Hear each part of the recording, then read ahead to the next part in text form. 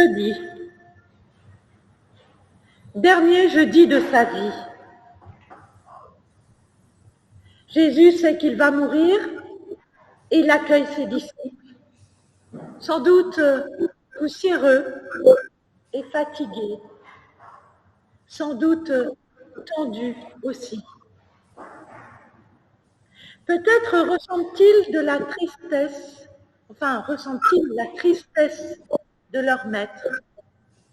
Ou peut-être sont-ils joyeux, euphoriques, car ils pensent être à l'aube d'une nouvelle ère.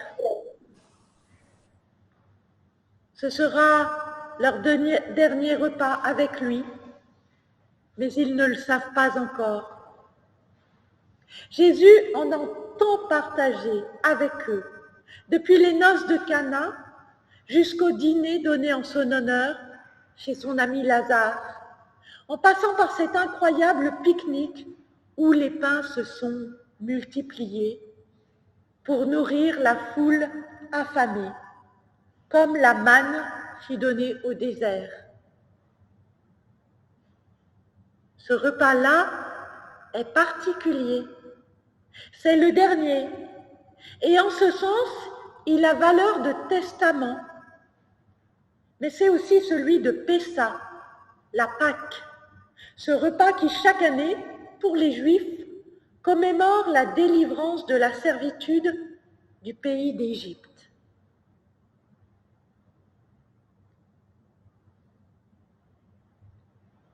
Frères et sœurs, le Christ nous accueille ce soir, comme il a accueilli ses disciples pour un repas de délivrance et d'espérance. Nous allons revivre le repas de la Pâque qui fut le dernier repas pris par Jésus et ses disciples. Dans un premier temps, je veux vous laisser un petit moment pour vous saluer les uns les autres. Est-ce qu'on partage le repas avec des personnes complètement inconnues? Alors je vous propose, peut-être si vous n'êtes pas trop timide, de vous rapprocher, peut-être, si vous le souhaitez, vous êtes libre, et puis de faire connaissance, de lâcher, de déposer, comme les disciples l'ont fait, déposer la poussière de vos vêtements, déposez vos vêtements, voilà.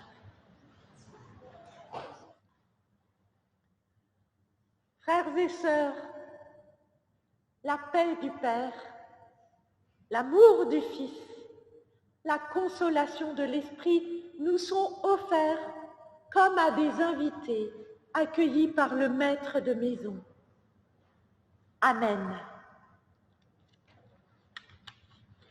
Dans le livre de Marc, au chapitre 14, les versets 12 à 16. Le premier jour des pains sans levain, les disciples vinrent dire à Jésus: « Où veux-tu que nous préparions le repas de la Pâque ?»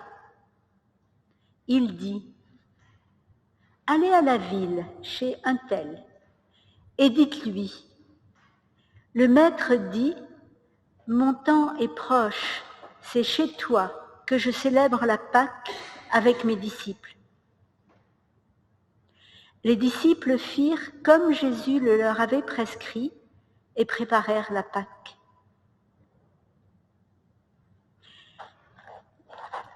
Frères et sœurs, pénétrons nous aussi dans l'atmosphère de la chambre haute, avec Jésus et les disciples. En chantant, je vous invite à vous lever et nous allons chanter Joie pour des sœurs et des frères. Joie pour des sœurs et des frères de demeurer ensemble dans l'unité de la prière, par l'esprit qui rassemble.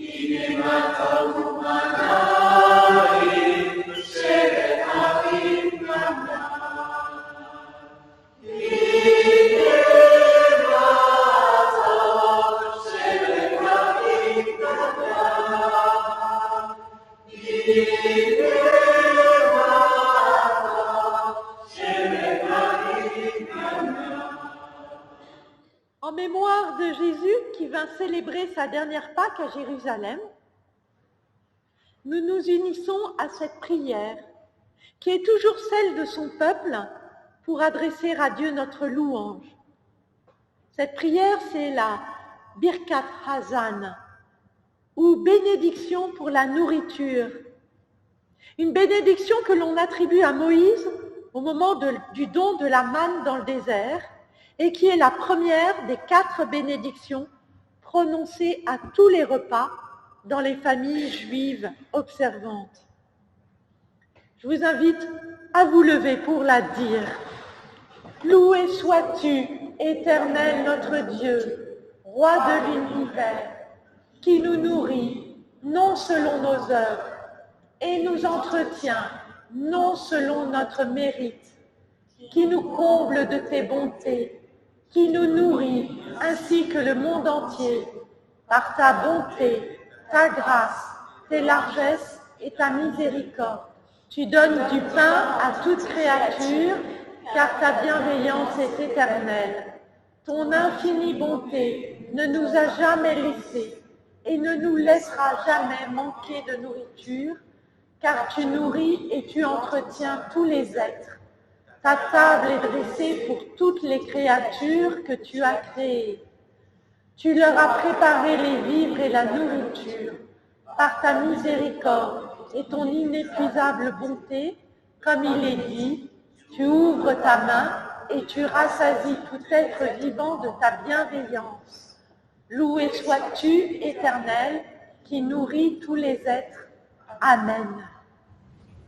Écoute Israël, le Seigneur notre Dieu, le Seigneur est un. Écoute Israël, le Seigneur notre Dieu, le Seigneur est un.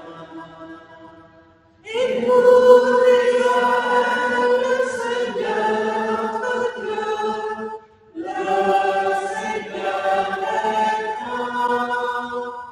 Écoute Israël, le Seigneur notre Dieu, le Seigneur est un.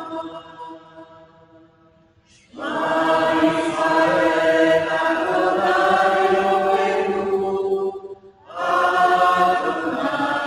echad. Shema Israël, Adonai Eloheinu, Adonai echad. Shema Israël, Adonai Eloheinu, Adonai echad. Shema Israël, Adonai Eloheinu,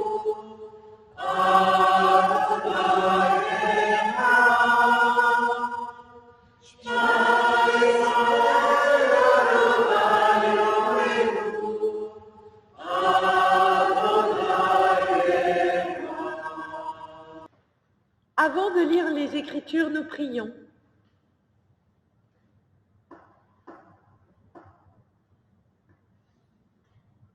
Seigneur, tu nous accueilles ce soir à ta table. Béni sois-tu. Rends-nous attentifs à ta présence, réceptifs à ta parole, disponibles à ton esprit, toi qui vis et règnes au siècle des siècles. Amen.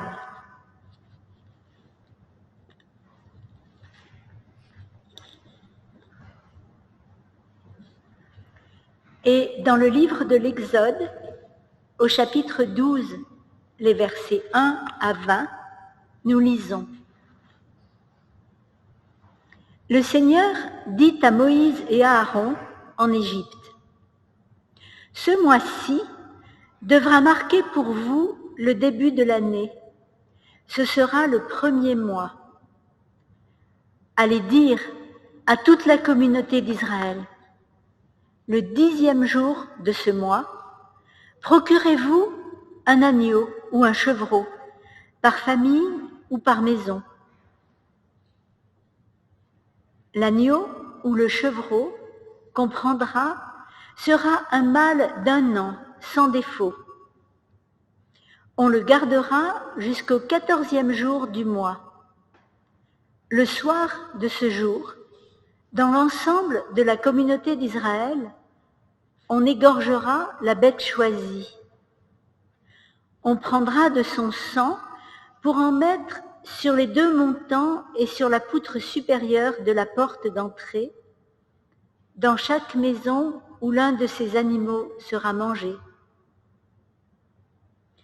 On rôtira cette viande, puis, pendant la nuit, on la mangera avec des pains sans levain et des herbes amères. On n'en gardera rien pour le lendemain. S'il en reste quelque chose le matin, on le brûlera. Et voici dans quelle tenue on mangera ce repas. Les vêtements serrés à la ceinture, les sandales aux pieds et le bâton à la main. On mangera rapidement. Telle sera la Pâque, célébrée pour moi, le Seigneur. Pendant cette nuit, je passerai à travers l'Égypte et je ferai mourir tous les premiers-nés du pays, ceux des hommes comme ceux des bêtes. J'exécuterai ainsi ma sentence contre les dieux de l'Égypte, moi qui suis le Seigneur. Mais sur les maisons où vous vous tiendrez, le sang sera pour vous un signe protecteur. Je le verrai et je passerai sans m'arrêter chez vous. Ainsi, vous échapperez au fléau destructeur lorsque je punirai l'Égypte. D'âge en âge, vous commémorerez cet événement par une fête solennelle pour m'honorer, moi le Seigneur. Ce sera pour vous une règle irrévocable. Pendant 7 jours, continua le Seigneur, vous mangerez du pain sans levain. Le 1er et le 7e jour, vous célébrerez cette fête des pains sans levain, rappel du jour précis où j'ai fait sortir votre peuple d'Égypte. Vous commémorerez cet événement d'âge en âge. C'est là une règle irrévocable. Dès le 14e jour du 1er mois au soir, et jusqu'au soir du 21e jour, vous mangerez des pains sans levain. Pendant 7 jours, on ne devra pas trouver de levain dans vos maisons.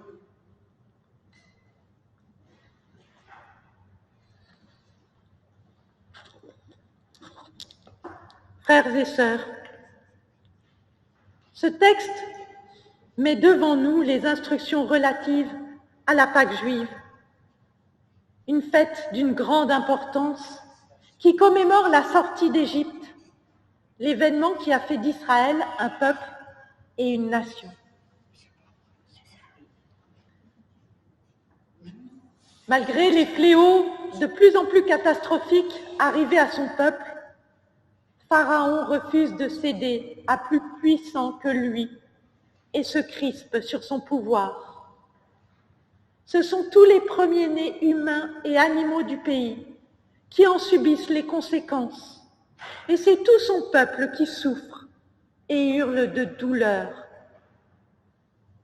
Pharaon ne parvient pas à lâcher prise jusqu'à ce qu'il sombre lui-même dans les eaux de sa folle idolâtrie, de sa folie idolâtre et toute puissante. Galvanisés par Moïse et par les manifestations de la puissance de Yahvé, les Hébreux sacrifient un agneau, signe de leur consécration, de leur appartenance à ce Dieu-là. Prêts à partir, ils quittent ce qu'ils connaissent pour aller dans le désert, vers l'inconnu, avec la promesse d'une terre qu'ils n'ont jamais vue, par un Dieu dont ils ne connaissent pas le visage, au nom imprononçable. Pour les Juifs, la Pâque, qui se dit Pessa, passer au-dessus, allusion au passage de l'exterminateur ou au passage de la mer Rouge. La Pâque, donc, est une libération. Libération de la servitude de l'esclavage. Libération de la servitude de l'idolâtrie. Pour les chrétiens, cet événement précède et annonce une autre libération, celle que Dieu accomplit en Jésus, le Christ. L'événement de sa mort et de sa résurrection fait de nous un peuple libre, le peuple chrétien. Dans ce texte, Dieu disait à Moïse et à Aaron, vous commémorerez cet événement par une fête solennelle pour m'honorer, moi le Seigneur. Le peuple hébreu a répondu à cette ordonnance divine en développant la coutume d'un repas liturgique très élaboré, appelé le Seder. Au cours de ce repas, il s'efforce de revivre ces événements du passé.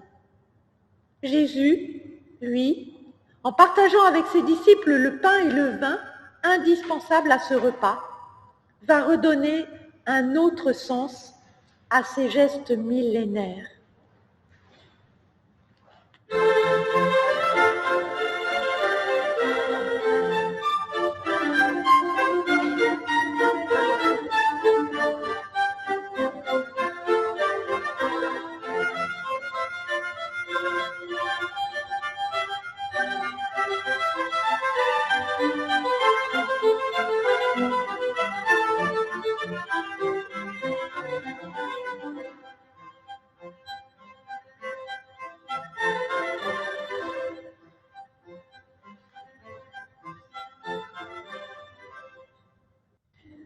Du 1er au 7e jour,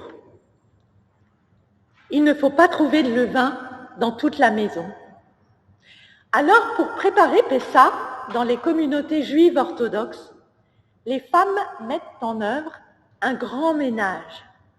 Il faut évacuer de la maison tout ce qui pourrait ressembler, de près ou de loin, à du levain, à de la fermentation, de la moisissure. Il ne s'agit pas seulement d'évacuer les aliments incriminés, mais aussi de faire la chasse à toutes les poussières, de nettoyer tout du sol au plafond jusque l'arrière des meubles, le dessous et même le dessus. Puis, une fois que tout cela est fait, la maîtresse de maison prend soin de dissimuler quelques petits tas de poussière sous un meuble, dans un tiroir, derrière une porte, pour qu'à la visite du rabbin, il s'amuse avec les enfants de la maison à les découvrir, à réprimander la mauvaise ménagère et à chasser ses poussières. Par la pédagogie du jeu, Pessa se transmet ainsi de génération en génération. On est bien entendu dans des familles orthodoxes traditionnelles. Sans doute donc, la chambre haute où se sont réunis Jésus avec ses disciples avait-elle été aussi soigneusement débarrassée du vieux levain. Ce soir-là, autour de Jésus, l'atmosphère n'est sans doute pas très joyeuse. Parmi les convives, il y a des hommes auxquels nous pourrions ressembler dans une telle situation de tension et de tragédie. Il y a Judas qui est prêt à mettre le feu aux poudres, sans doute déçu par Jésus ou impatient de le voir montrer sa puissance et prendre le pouvoir. Il y a Pierre qui s'apprête à craquer alors même qu'il se croit fort, tandis que les autres, plus tard, accablés de tristesse, sombreront dans le sommeil et s'enfuiront effrayés lorsque les soldats se présenteront pour arrêter Jésus. Je vous invite à la prière de repentance.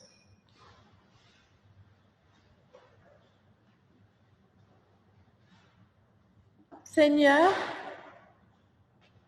purifie-nous du vieux levain. Aide-nous à ne pas laisser subsister en nous la convoitise et la jalousie, l'orgueil et l'idolâtrie, l'amertume et l'indifférence. Ne permets pas que nous cédions à la tentation de toute puissance ou que nous nous laissions envahir par le désespoir et la mort. Balaye en nous toute vaine culpabilité, tout marchandage et renouvelle nos cœurs. Prépare-nous à célébrer la Pâque non avec le vieux levain des amertumes ressassées, ni avec du levain de méchanceté et de perversité, mais avec les pains sans levain de l'espérance, de la tendresse et de l'authenticité. Amen.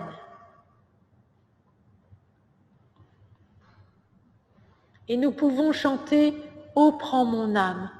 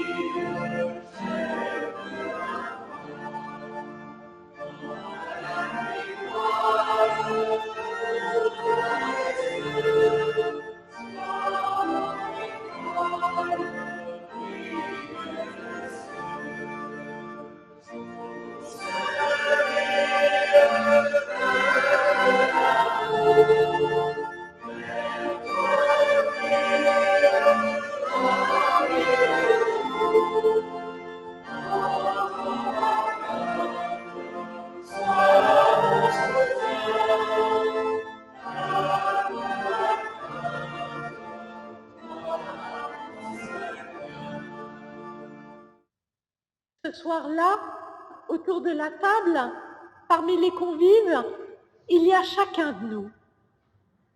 Et puis, il y a Jésus.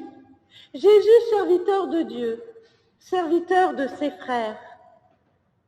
Jésus qui sait où il va et qui y va malgré l'angoisse, la solitude, la souffrance et la mort. Il pourrait s'isoler et s'enfermer dans la tristesse, mais il choisit de célébrer la Pâque avec chacun de ses disciples, n'excluant personne, pas même Judas. Par ce geste, il signifie que le pardon de Dieu est toujours premier et que son amour est offert à tous. Par ce geste, il nous délivre de la servitude du péché et il nous libère, comme le peuple hébreu fut libéré de l'esclavage en Égypte.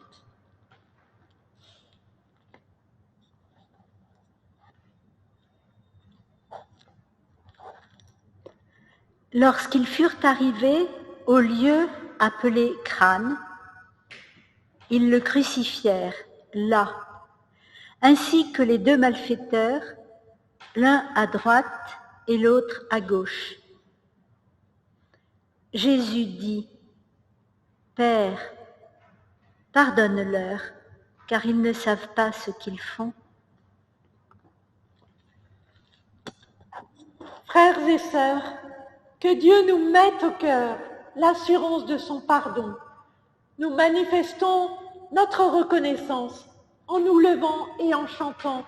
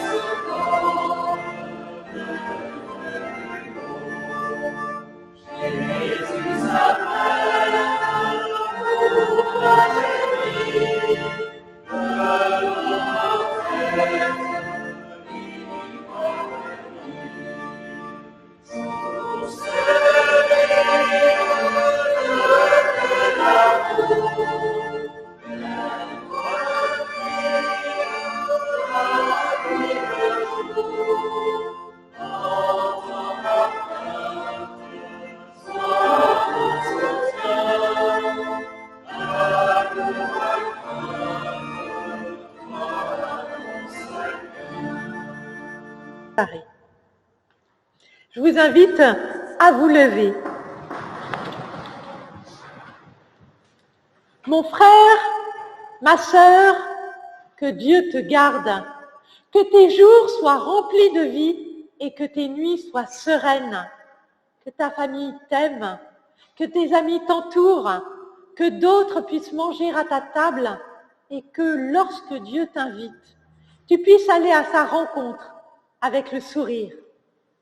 À nous tous, Dieu, Père, Fils et Saint-Esprit, donne grâce et paix cette nuit comme les autres nuits, dans l'espérance de la délivrance et de la vie à jamais. Amen. Comme il est écrit dans l'évangile de Marc, ils chantèrent ensuite le psaume de la fête, puis ils s'en allèrent au mont des Oliviers. Donc, chantons donc encore un psaume. Psaume 90.